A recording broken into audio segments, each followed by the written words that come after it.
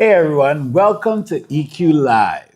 Now, this is a monthly live series where the goal is simple to share my experiences and add real value across every area of life personal, professional, financial, and fitness. So we all can use this year to really lock in and become the best versions of ourselves. Tonight, I'm joined by my lovely wife, Dekel Bowflex Barbie Quant, an IFBB Figure Pro, certified fitness coach and wellness advocate with over a decade of experience helping people transform their health and confidence. She believes that you all deserve to look and feel amazing. Tonight, we're talking business, marriage, and that and what comes along with doing both. We are live. So, Bowflex, Yes. thank you for joining me on my live, man. How you doing? I am good. Thank you for having me. It's a little close to my bedtime, but I had an energy drink. I'm here. I'm ready to dive in. Yep, definitely. We stopped by the Fitness Connection on our way to get I got a Celsius today. an energy boost. An energy boost, yes. Yeah, and that's what an energy drink is. Yeah. All right. So, I introduced you. My audience knows who I am. Everybody knows who you are. No, but they don't know who maybe we are. Let's share a little bit about our Who we are? like us our marriage story. Okay, it's been cut. So Ethan and I have been together. We started dating in 2016. So 2026 now puts us at a decade together next month, actually. March what? 16. Okay, just making sure he's sharp. So March 16th, we officially started dating. We got married when? October 2019. What day? 19? You didn't say that. You just said October 2019. Anyway, yes, he's correct. We got married in October 2019, right before COVID. And so naturally, 2020, we spent a lot of time together. But thankfully, we like each other enough to have made it through that lockdown. And that was actually a pretty transformative time for our career and relationship, I believe. We really I think solidified our ability to, further solidified our ability to work together.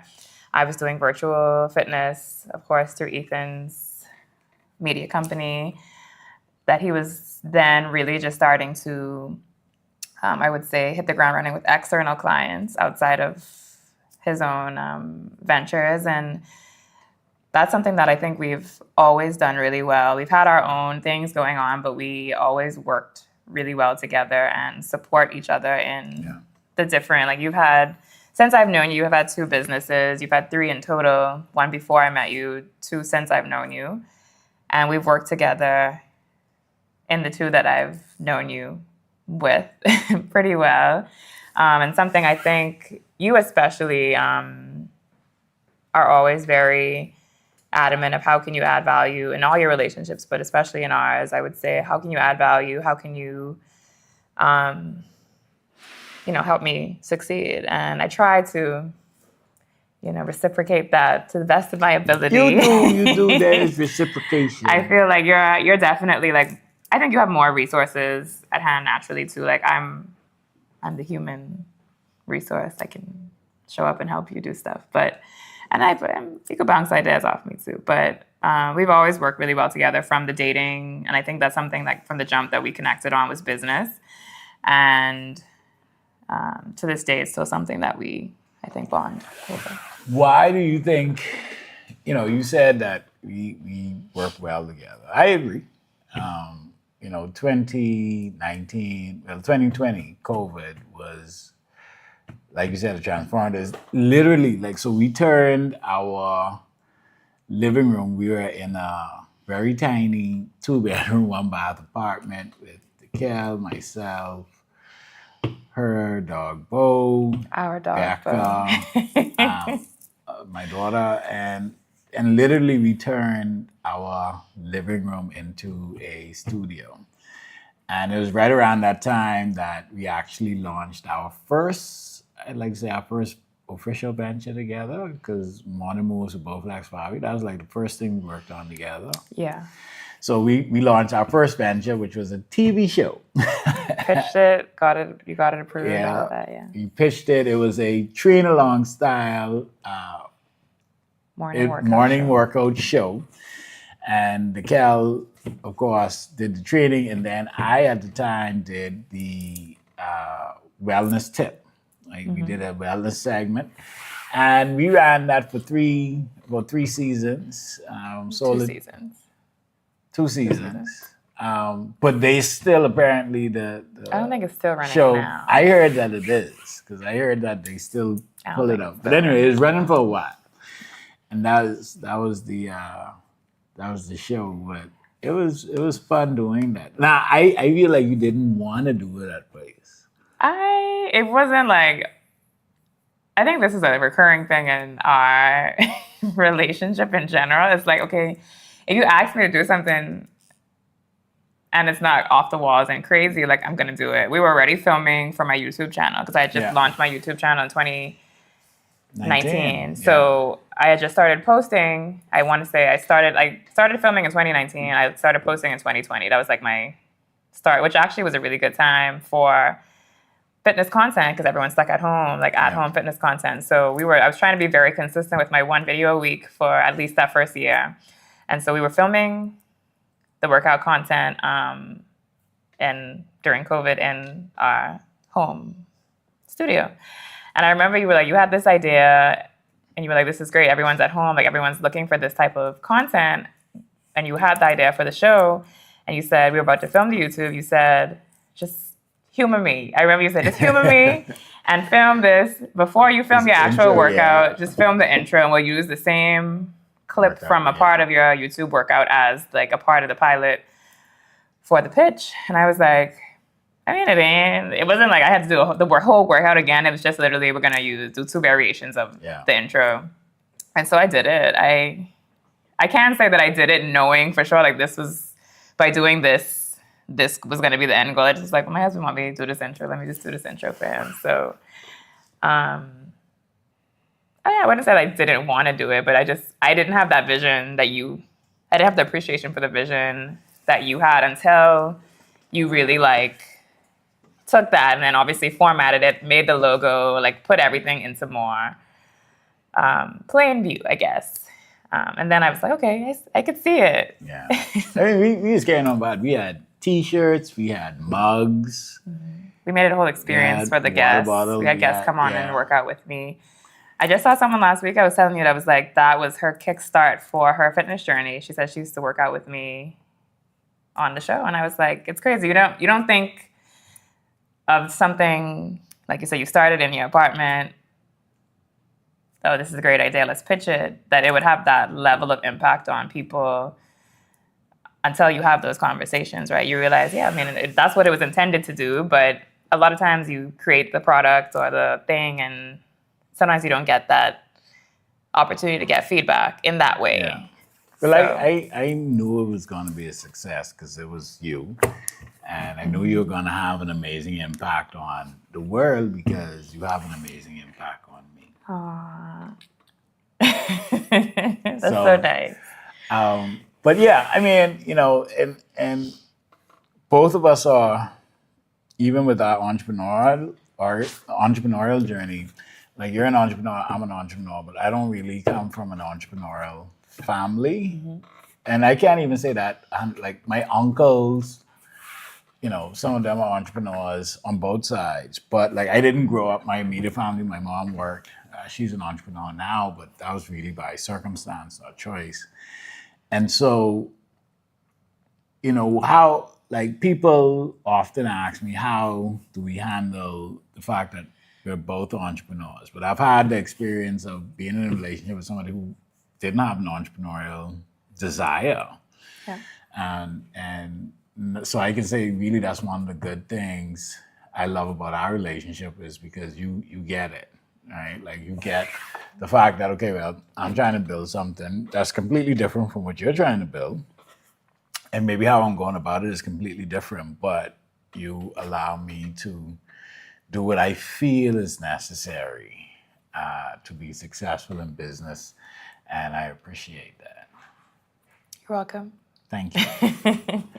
All right, so we did field some questions from the audience, and so what we're going to do in a bit. You got any feedback from your audience when you got a couple of questions? I did, yeah. You did get a couple of questions. We have in studio with us, we have Tev. And Tev, do we have any questions on the thing yet? On the thing? Yeah, on the thing yet. Do we have any questions? That's Tev, y'all. Questions. Do we have any questions on the why? Yes, we do. So the first question says, how do you support each other's visions without trying to reshape it into your own? How do we support each other's visions without trying to reshape it to your own? I think I'm guilty of this more than you are. You want to take this? How do you make it look so easy? I think, like I said, I think you're such a big picture person. Like you could see the entire forest. I can see the grass right in front of me, right? And sometimes I can see a bit of the pathway in the forest, but you can see you're very a big dreamer. So you can see I'll be excited. This is the past. I would be excited about something, and I would share it with you, and you would say, "Okay, that's cool, but what if we do this, and we can make this so much bigger, and you should be doing this, and you should be also do this, and let's reach out to this." And I'd have to pull you back in. Hold on, we're just talking about this baby step right here, right now. And I realized it wasn't a negative thing, but sometimes it did make me feel like what I was sharing, that initial share, was not valid, or that it was I was thinking too small, which in some cases I will agree I was back then. And I do appreciate that you've challenged me a lot over the years to really step into my value and know my value more. And seeing you go after what it is you want also has given me more of an appreciation for just thinking bigger. That making me think of the meme. Right. You got to think big. We can't curse on live. But you got to stop thinking small. So I appreciate that, but I think at some points you would take you adding value or you helping and kind of change the whole. If we were no longer painting the town red, it's red, green, blue, yellow, all the colors. Why are we stopping at red? It was kind of that. And I shared with you, I was this is how I'm feeling when you do this. And sometimes, yes, while it could go this way, you have to appreciate this is where I'm at. And this is where we always talk about helping each other the way we want to be helped, the way that person wants to be helped, not how we think we can help. I think that was definitely something that I had to learn, because I am a dreamer. And I it is my gift. It is my superpower. I can see. I have the gift of vision. Did you visualize our life together? Yeah, definitely. Yeah. That's why I take you from that dude. But all the business. But I have that, and I realized that, and through conversation, I realized that, okay, well, I think the biggest thing for me was, I may want to help, and I have all these ideas, but in order for me to add the most value to you, I got to help you the way that you want to be helped. Yeah. Right? And if I'm not helping you the way that you want to be helped, then am I really helping? Am I really adding value? Right? And then the next big thing is that I had to accept the fact that, okay, well, my vision isn't automatically your vision. Just because I can see all of this stuff doesn't mean I want. I remember one time you would share something with me and I started going off and you was like, who tell you I want to do all of that? Yeah. And that kind of made me pull back. It's because I was fighting with like, well, why wouldn't you want to do this? Like, it's so obvious. Like, you could do it, and then it's like, no. But the reality is, Maybe I tell don't. you, yeah, maybe I don't want to do that, and that's okay. And I had to realize that that is also okay. And then it kind of made me feel like, okay, well, the reality is, Ethan, is that you have your own enterprise business thing that you're trying to build. Just put that energy and efforts towards that, and then just position yourself as, okay, well, in the event that you want help, as far as if Dekel asks for help, or I'll just be there to support her however she wants to be supported, and that adds the most value. Yes. And I think that really worked for me on a big level. It's just like, okay, well, because so often sometimes we think we're helping, but we're really not helping. Yeah, we're helping in the way we think we would probably want to be helped, not how the person wants to actually be helped. And I think that's true for marriage, business, everything. It's like, even with my team, right? Like, I realized that in order for me to be an effective leader, I can't lead them the way that I want to be led. I have to lead them the way they need to be led, and I shared with them one time, is like, the golden rule is do unto others as you will have them do unto you. But that ain't really what it is. It should be do unto others as they want you to do unto them. That makes sense. Like, you treat other people the way that they want to be treated, not the way that you want to be treated. Fair. And I think that's true. But yeah, I think that's how we do it. It's just, you accept the fact that you're different, and you accept the fact that you want to help them, but true helping is helping in the way that they want to be helped. Yeah, I think the root of that is having that conversation, like, before you start injecting ideas or effort, energies, like, actually sit down and have the conversation about how that person wants to be helped. And if they can't verbalize that yet, have them, challenge them to think it through, like, where can you assist them? And have that honest, open conversation before, I would say do that before any action or activity starts. Or if you really don't, the person's really lost, like, okay, start going through some of the emotions and then see what feels good, what feels off, what feels, all right, I don't need your help with this. I do need your help with this, but this you could let me handle. Yeah. And I think that's a great place to start. I think something I do too is I ask if I can share something.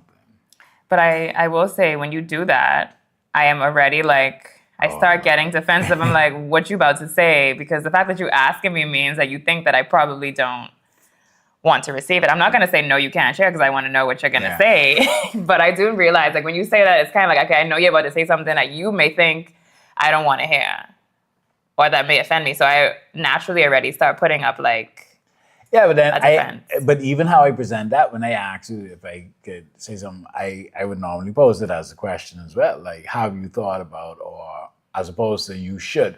I think that's because even when you do that to me, like, tell me what I need to do, or you need to. I said that to you, right? Don't tell me what I need to do. Because I know best. No, like, automatically when you tell me, or you need, I already saw this. You don't like that. I hate that. We're learning things. Don't tell me what I need to do. That's garbage.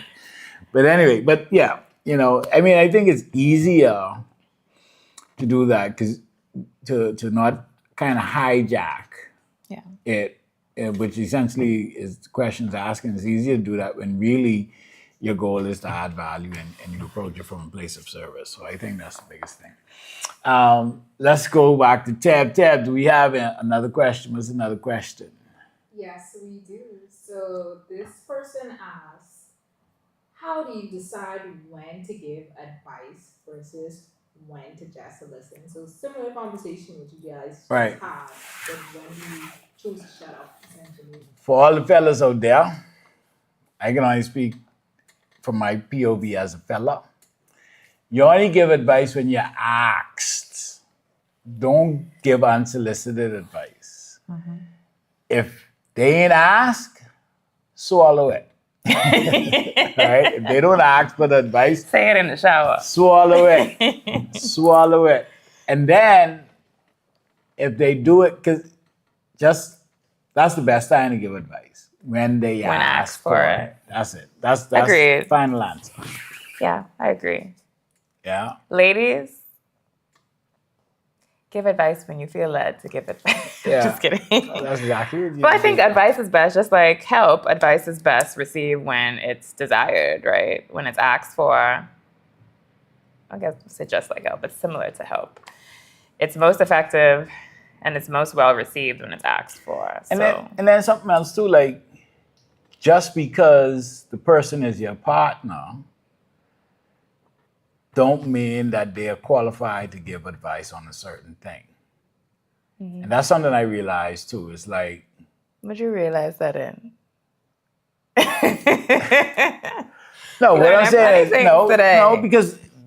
because here's the thing. People think that just because, and not just in our marriage, but I guess we are talking in the context of marriage, but the reality is that there are certain things that it would not benefit me greatly to come to you and ask for advice for, because I'm a firm believer in ask people for advice who have done the thing that you're trying to do. Fair. So it ain't even gonna make no sense me coming to you if I'm trying to scale my business to 8 figures, for me to come to you on how I could do that because you haven't done that. Yeah. And so I think, really, but I may want, and I think we have to be mindful of that, because even though I may want to share, it's like, or maybe I'm thinking about something and I want your input. Because I come to you and even if I'm preparing a proposal, I'll be like, hey, take a look at this. What do you think? I mean, just recently when we launched CAD, I was like, hey, I mean, I still waiting on you to get back to me on that. But I mean, if we already launch it, I just saying. I was here. I was shooting the videos. I just saying, right? No. So I got my insight on it from that. Right. You still ain't didn't really think about it. I did. We were packing up. I told you my thoughts on it. Y'all don't. All right. Don't throw me under the bus like that. I ain't throwing nobody under no bus. We ain't even no bus. The shade. The shade under the palm tree. I just saying, no, but I think that's what it is. So I do value your opinion. Sometimes I just want to know what you think, because I do value your opinion. But when it comes to really soliciting advice, like there are things that I literally just, if I want to know, like, all right, like YouTube stuff, social media stuff, definitely I lean on you. And so that's all I'm saying. Like even in the advice realm, and then if your partner comes to you for advice and you really aren't qualified to say that. Say like be like, don't try to BS your way there, but just be like, honestly, I'm not qualified to, like, I don't know what I would do. This is not my ministry. Right. That's what I say. This is not my ministry. No. Okay. All right. You got a question? You got any questions? I did send it. Tab, did you see I emailed it to you? All right, guys, don't forget, you can, I'm looking at this now. Don't forget, guys, you can drop questions in the comments. We have Tab in the chat. Mm-hmm. I thought it's chat or comment? For live, it's chat. All right, you can drop questions in the chat. If you have something that, you want us to talk about a little deeper, we can. And, Tab would be sure to get it, and we could rock and ride from there. Any other questions? You got it? Okay. All right. So this question is from Built by Big B. And this person says, habits that you two prioritize that keep the marriage healthy while running businesses. Ooh, habits that we prioritize that keep the marriage healthy while running businesses. I mean, I think for me, it's just habits that we prioritize for a healthy life. Things like working out, things like open and honest communication. Mm-hmm. I think when you're talking about just a relationship, I also think, I think those two are the biggest things for me. I think maintaining our individualism too Yeah. is a big thing. Yeah, Now that's a you, big thing. yeah, you wanted to say that. You I see how you agree say that? with you. He's like, I shouldn't say that because that's one of my favorite things to No, say. that's one of your things. Anyway. I say it because you do it. Anyway, maintaining your individualism, I think, is a big thing. We're, like we mentioned, we're both running separate businesses, but we come together. We do work together a lot, and we do bounce ideas off each other. We know kind of, at least a general idea of what's happening. We share, when we come home in the evening, we share about stuff that happened throughout our day, work-wise, personal-wise. And I think that, we have our own things that we're focusing on growing, but we also can come together in our marriage and talk through some of those things. And also, we try not to, at least I try not to, allow the stresses of my work experience to come into the home. I tried hard. He just this morning had the biggest grunt party at 6 a.m. because the internet was freaking out and he had to come to the office really early. And so in that moment, I'm like, okay, the day is starting. And I could hear him. I'm in my office. He's in his office, not close to each other in the house. I could hear him shaking something and grunting. And I'm like, you know what? This is not a moment. Like, I was trying to not let that dictate how my day started. But I also knew in that moment he just needed that space. And he got up and he left. And I was like, it's not me. Amen. I know it's not me. So I try to not allow his stress to infiltrate from his work and what he's got going on to infiltrate my aura. But we also kind of know each other well enough to know, okay, there's a moment when I need you to be like, it's okay. And then there's a moment I just need you to let me let out this aggression. Because I knew that this is nothing that I did. It's nothing that he could also control, the internet not working. So just let him be mad. He will be okay. Yeah. He gonna come home this event. We're gonna talk about it later. When he's ready. I will say that you have gotten a lot better with that. And I think in terms of not allowing, and then sometimes if it's like when we were in Colombia and you're just like, hey, every time you do that, because even my team, I have this thing where I just have to exhale and let it out. But you told me, like, if it's really you, like, hey, especially if we close, we can't get away from each other. Like you'll be like, hey, this is really affecting me, and I get it. But I know that, like, especially as far as not taking it personal and knowing that it has nothing to do with you, and it's just the situation is frustrating. And I think I've gotten a lot better. A little less dramatic. Right. Yeah. But I used to be really, really bad. But, but that's where the open and honest conversation comes in, right? Like, knowing that it really does affect her to a great extent when I'm like that, I try to manage that. And then she, like, sometimes I'd be like, wait, like, nothing is bothering you, eh? Like, I remember when we missed the flight in New York. I was so... It was also my fault, so I couldn't be too mad. I was so mad. I know, he was... But it was also just like, okay, what... In my head, I'm like, what does getting worked up accomplish? We ain't had nowhere to... We had to be pressing. We were already at the airport. There was another flight, like...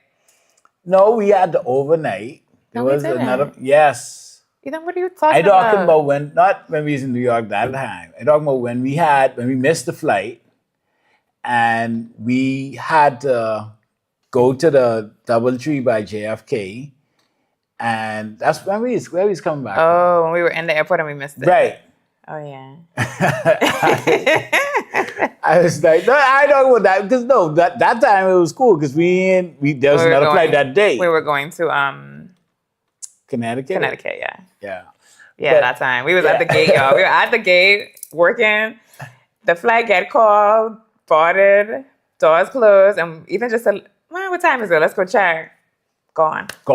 Well, they wasn't gone. The door was closed, so they wouldn't let us go. So we had to go back out, find another flight the next day. It was a lot, yeah. We had to stay at an airport hotel. Yeah. And then them airport hotel in New York ain't cheap. Well, so in that moment, this is my thought process in that. I knew you was gone. You was already pissed. You was ready to go home, get back to work. this is a whole another day thrown off. I know you was mad. What sense it make to us being mashed up and mad? Like, no. I also gave you that room. Like, I wasn't like, stop, cheer up. It ain't that. But I just was like, you be mad. Because one of us can be mad. It can be you. And then we can figure it out. That's mine. And keep in mind that I do have anxiety around when I travel. So that is on. You have anxiety in general too. Because what's your excuse this morning? Why you was that mad this morning? It was frustrating. It's just like, anyway. See? No, in general. Because if people were doing what they were supposed to do, nothing, and this is like, you control what you control. But if one or the other was like, they mess up my phone thing, so now I gotta deal with the phone thing, and I was fine with that. But then the internet going down too. You're getting worked up. Okay, it's okay. And then it's like, anyway. Yeah, you ain't gotta go. Yeah, we had any other questions? You ain't gotta go in. The habits we prioritize: maintaining individualism, right? Open and honest communication, trying not to allow the stresses of the other one's workday or just their general personalities to affect how we operate and treat each other as well. That's a big thing. Because it's one thing for him to be frustrated at what's happening in work or in his technology, but to be frustrated with that. But I think we do a good job with not taking that out on the person. Yeah. That isn't projected. Directing it to the person. Yeah, like we don't shout, we don't yell. And my elbow ashy, or that's reflex.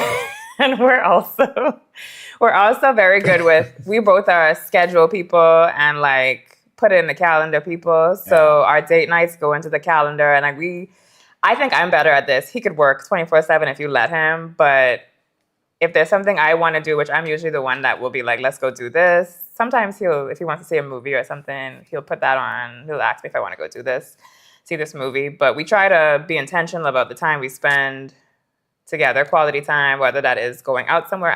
I tend to like to go out more. He is more voting to stay in. But being just as intentional about how we spend time together as we do spend time on the businesses is also another habit that I think we use to keep, my ring just fell, to keep our... Which ring? My band, see it there. To keep our relationship healthy. That's because I'm losing weight. My ring's falling off. I need to get these like clipped together. Thank you. You're welcome. Are you proposing to me on live? I already proposed to you. We done married. We done tell people to be married. Thank you. Yeah. I do. All right. Big B. We answered Big B's question, hopefully. Tev, where we at? All right. So this is a good one. What emotional labor do you think people underestimate about being married to an entrepreneur? What emotional labor? Yeah. The same story I just told. Yeah. Yeah. I think people underestimate in general how stressful being an entrepreneur is, right? And just how there's no off switch. At least for people who are really wired to be entrepreneurs. If you're building something huge and great and bigger than yourself, and you're there's that. And so I think one of the biggest emotional labors is just knowing that, just being able to support genuinely. And that's, I don't know, I can't say support is it's just people underestimate the amount of stress, and then just understanding how to support the person in that stressful time, I think is something that people underestimate. Like just knowing what to do, because sometimes it may or may not be within your, I guess, ability to assist. Fortunately for us, like I know exactly how I can add value to our business, and I actually approach that. I approach the relationship with, okay, well, how can I add value? And if I'm being 100%, oh, you're looking at this guy. If I'm being 100% honest, the reason I started Lifestyles was because of her. Because I didn't want some random dude taking pictures of my wife. And she was my wife at the time, but I was like, I just, like do the camera come, let me photograph you. You didn't like that. I know, I was like, nah. And then, I was like, I could do it better. And Yeah, you start photographing other people. who other people like photographing? Exactly. I try to figure out who else Anyway. I photograph. I know you. I'm the only person you photograph. But I mean, like how I photograph you, yeah. I don't shoot, no, I mean, I shoot a headshot or two, but I mean, no. Okay. I ain't doing no sexy photo shoot. No, I ain't that guy. Okay. You're my muse. Okay. But yeah, I think that is one of the emotional labors that people just don't understand. They underestimate exactly how emotional it is to be an entrepreneur and how sometimes we could even appear to be like kind of bipolar and schizo. Like, because the highs are highs and the lows are lows. I think entrepreneurship is just amplify all of that. Yeah, I think also the unpredictability of entrepreneurship can take an emotional toll on certain people. Like you mentioned, your previous marriage, like she wasn't entrepreneurial minded. She didn't really understand why you wanted to set yourself. And when you think about like the things that are attached to entrepreneurship, you can kind of understand why someone that doesn't appreciate it or doesn't have that mindset would think that way, because when you take yourself out of it and you look at the facts, it is kind of like, are you signing up to suffer? Like, it's unpredictable. It's, you don't have a guaranteed salary. Right? If you're building a team, you have all these people you're managing, different personalities, different challenges. You're always solving problems or finding people to help you solve problems. And at no level, I think all entrepreneurs will tell you they are still solving problems. Yeah, no, that's what you do. And still figuring stuff out. And so some people, when you look at the facts, if you're not in that, you're not an entrepreneur, you're not entrepreneur minded, you don't have aspirations to be an entrepreneur, it can feel like, why would you sign up for an unpredictable thing? Why are you taking this risk? Why are you signing yourself up to essentially, I say suffer. I mean, it's not suffering like a bad way, but because even as you're saying that, right? Like, I remember, like people underestimate, like you said, how hard it is. In fact, you're talking about suffering, but like I remember, like at one point we was on food stamps. Like we used to, and pick like coins out of the jar to go put gas in the car with a plastic baggie. Like you and I talking about name brand coins, like quarters. I talk about like 5 cents and 10 cents, and that's reality. And so, people underestimate that, but. See, and this is something when you're talking about marriage, right? Like me as the man, knowing her family, knowing where she came from, knowing that I take this woman out of her daddy's house to go to the food store, to go to the food store with food stamps. Like, so one, you're struggling to essentially make ends meet. Like two, it's like, all right, I could struggle by myself, but now I have this whole other person who is with me because we're together, we're married, who is also struggling. I mean, and so when you think about that, so yes, obviously, I'm sure, and I know that it was stressful, and she was a trooper, she, okay, let me get my stamps and put it on thing, and then, but what really did it for me, was I'll never forget when we got an eviction letter. More of a warning. It wasn't like an eviction letter. I'll never forget. We were in our apartment and we came on, the letters on the door. And it was like, all right, we was late with the rent. I was late with the rent. And it was like, if this happens or, unless rent is paid by X date, like, y'all gotta be out. And I'll never forget, I had that letter. And Dekel was crying. And she was just crying. And she wasn't really saying nothing. But she was just crying. And I felt like crap. Like I felt like, I really had let her down.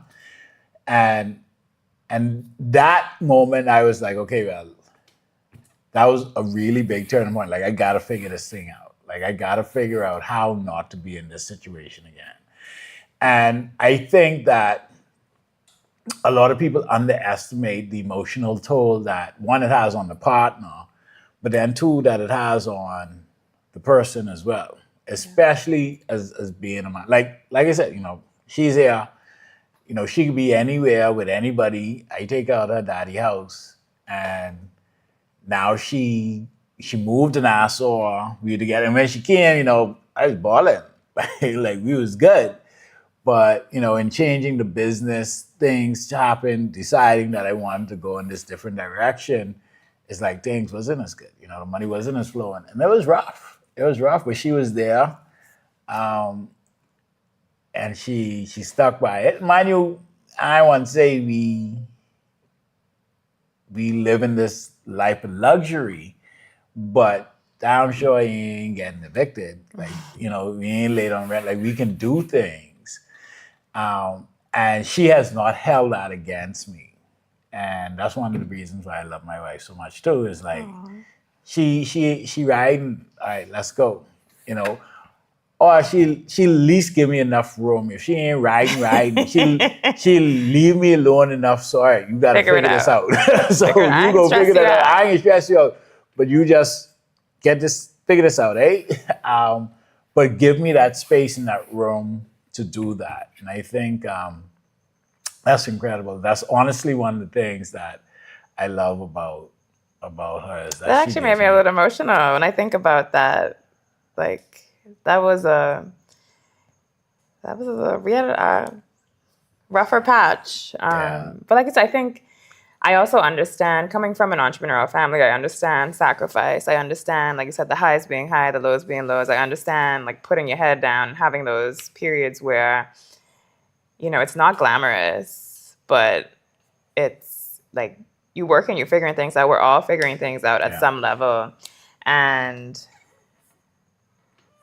yeah, I think, we're still human as well. We still have emotions. We have fears. We have things we want, to feel secure and safe about. And all of that being true, but also, like I said, me growing up in an entrepreneurial family, I could appreciate that there are just certain people that would not do well in jobs, like working jobs. And I think you are one of those people. And so I understand, like, it was never like, oh, well, Ethan needs to go and get a job because this is the situation that we're in. It's like, I know that would not be the solution, but also at the same time, it's still like you have these feelings, these fears, you're still anxious about certain things. But like you said, like, my approach was, it doesn't feel good. I'm going to give you the space to figure it out, but also, like, what is there anything that I can do? And so there were instances where I had to, if I was able to, put on a big girl pants and and I think that's the beauty of partnership. And when you understand what's important to each other, you understand that security is a big thing for me, and feeling financially secure is a big thing for me. I understand that work is where you find fulfillment. Working for yourself is where you find fulfillment. Building something bigger than yourself, working on something that you truly feel can add value to others is really important to you. And through the ways that you want to do that, I understood. And so it was like, I think that's the beauty of partnership, knowing and respecting what each other wants and giving each other the space and not making them feel bad for wanting what they want, and supporting them in what they want in the best way you can. I love that. You do.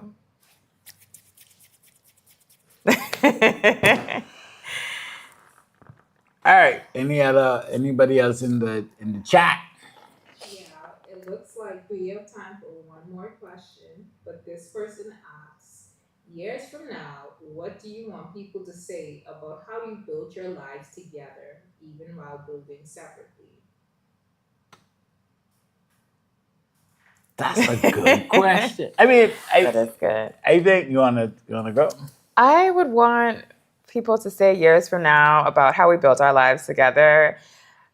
I want to be remembered as open, that we built beautiful lives, that we had fun, that yes, we had our challenges, but I want to be remembered in a positive way as we helped people, hopefully other couples, other individuals. We help people feel like they're not alone. That's a big thing. I think people tend to keep, which I think is a personal preference, but keep their challenges in relationships, in business, under the radar. Like they don't want anyone to know.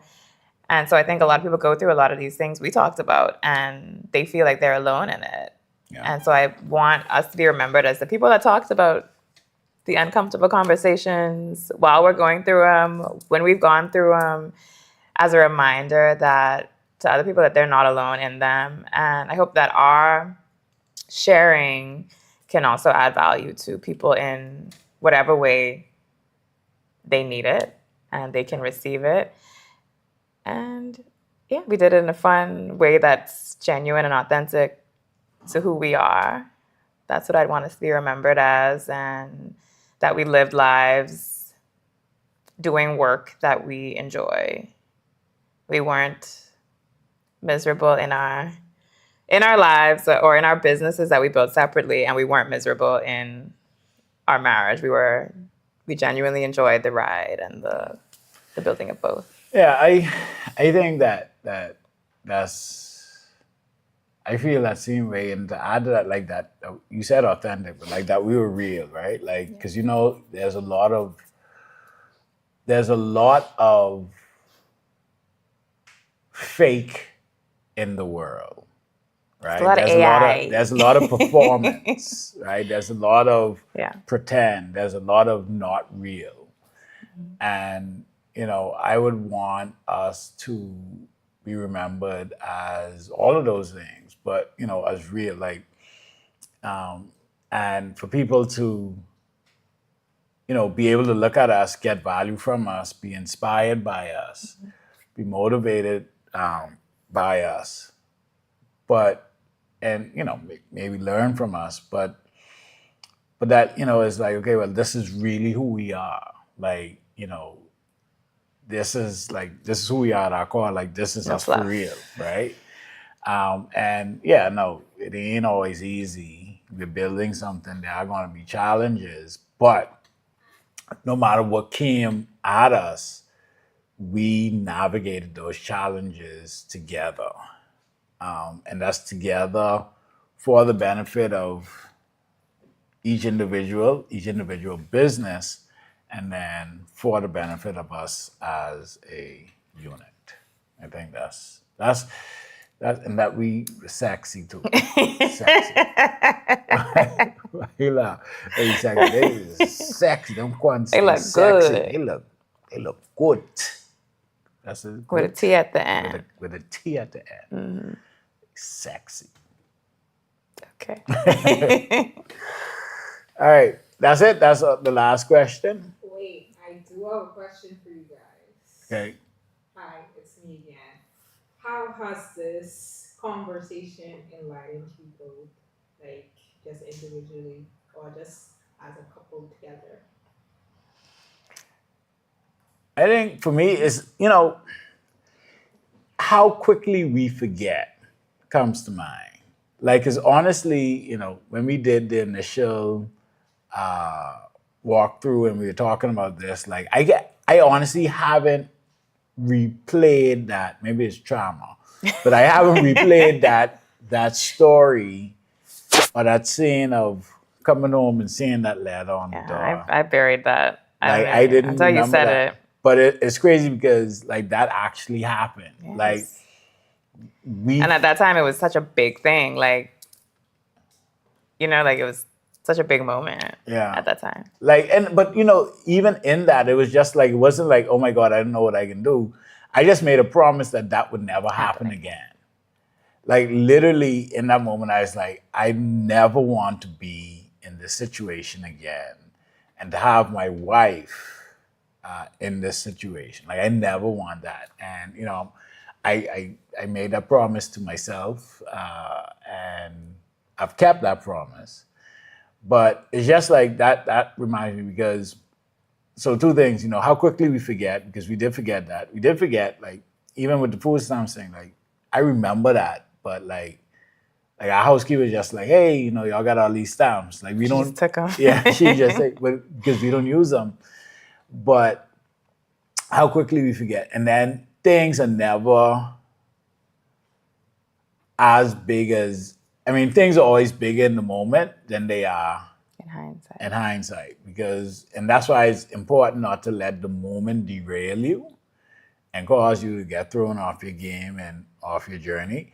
Because the reality is that if you can make it through this moment, looking back, you're like, oh yeah, we actually did do that. And we did go there. And it won't be as thing, but yeah, so that's like in this reflection or this conversation, like those are the things that come to mind.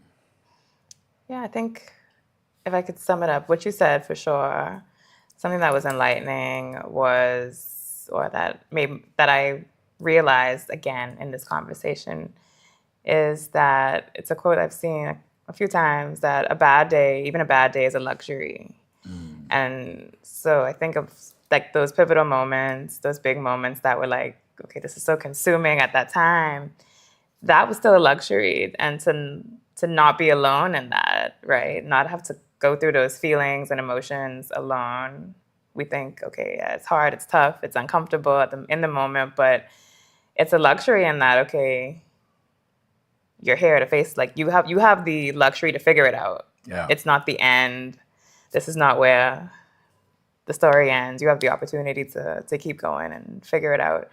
And then, like, literally it was a distant memory that had to be dug up. Yeah. Because so much other stuff have transpired, good, bad, everything in between since then too.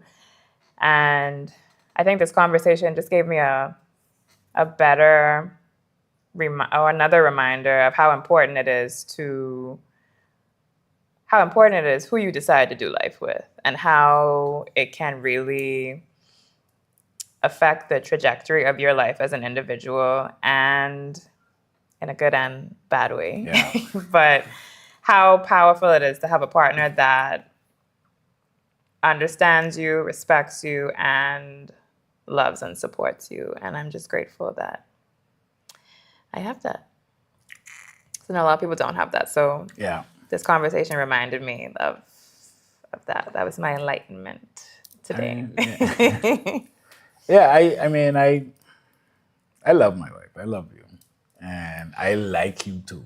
I like you and I love you too. You think Most you're days I funnier like than you you. are, but I think I'm funnier. Yeah, 'cause First of all, people think that I'm hilarious. right. But you could be pretty funny sometimes. But you When I'm drinking, usually.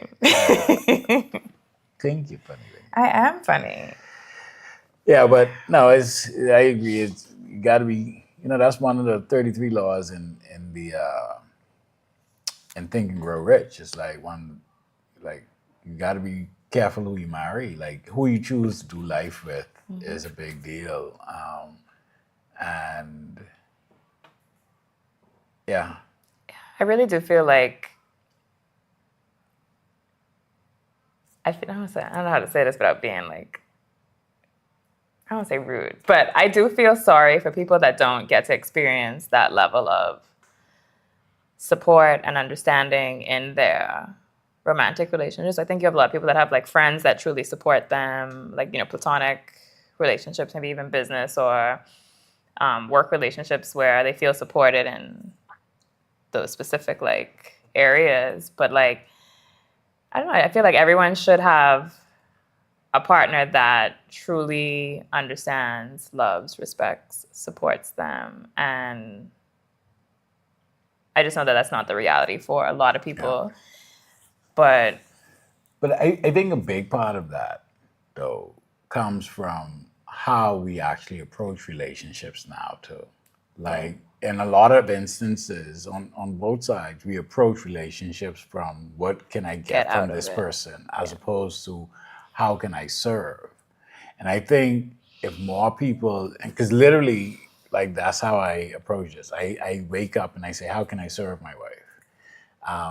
What value can I add? And that it's a reflection of. So you feel like that is reciprocated? So, You can be honest. I'll tell you this. You will help when I ask. I will. I don't. No, I know. I said you will help when I ask. I honestly don't think you just wake up and say, "How can I serve my husband today?" I don't think that's what you was doing. That's fair. But then the thing I is, don't wake up and say that. But the thing is that one of the biggest things that like you also don't have a problem asking for stuff. I have a problem asking for stuff. Certain things you don't have a problem asking for. Like if you need me to do X, Y, and Z, you'll be like, hey, I need X, Y, and Z. Okay. Me, I ain't gonna ask you to do nothing. That's not true. But I have asked me to gotten do better. I have gotten better. Like, all right, so the last thing I asked him to do was Valentine's Day. What it is? That was 5 days ago. So, Was it? yeah, today's the 19th. No. Today's the 20th? 18th. Today's the 19th. Today's the 19th. Anyway, 5 days ago. Whatever day it is. Anyway, Valentine's Day was this past Saturday. Yet we launched this big initiative at Lifestyles, and literally I sent a message out to the entire team. I was like, hey, we need to shoot all this content. I need everybody in on Saturday. And I remember Saturday was Valentine's Day. So I said, never mind. And I asked Dekel, I was like, hey, I asked the team, but I can't have them come in because some of the team booed up. It's after he didn't tell me he didn't want me to cook dinner on Saturday no more. He want to do it on Sunday. Right, because I tried to accommodate his fitness plan. Right. I said, you know what? We ain't got to do no dinner at all. Just stop. So, I said, I was cooking. I was like, we ain't got to do it. Yeah. I could save my little elbow and wrist in the kitchen. I want to do it on.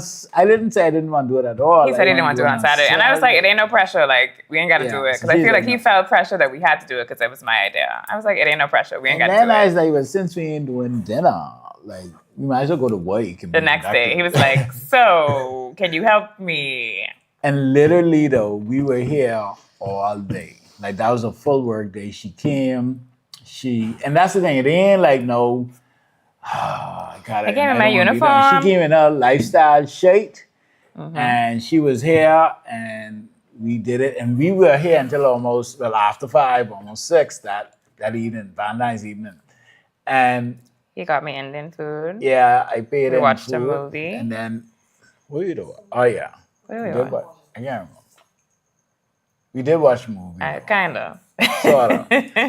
But that was how we spent Valentine's Day, right? Yeah. And I think, that's important to say because, one, she understood, okay, well, I needed to get this. And then not only was that Valentine's Day, but then the Sunday, I had to spend all day, literally all day editing because my team, we have a backlog that we're working through. And so I didn't want to put it in production because I know we needed it out for our social media manager, Lauren. She needed that on Monday. So I was like, literally I spent all day Sunday, like literally all day editing. And she didn't give me any flack for it. She just left me and let me be. I binge watched a series while he was working. And I think that's the secret too. I think, and I said it on my podcast when you were on, but I really think that if you're busy building something for you and building something together, you can be too busy to have a problem with each other. Or tired. Or tired, busy and tired.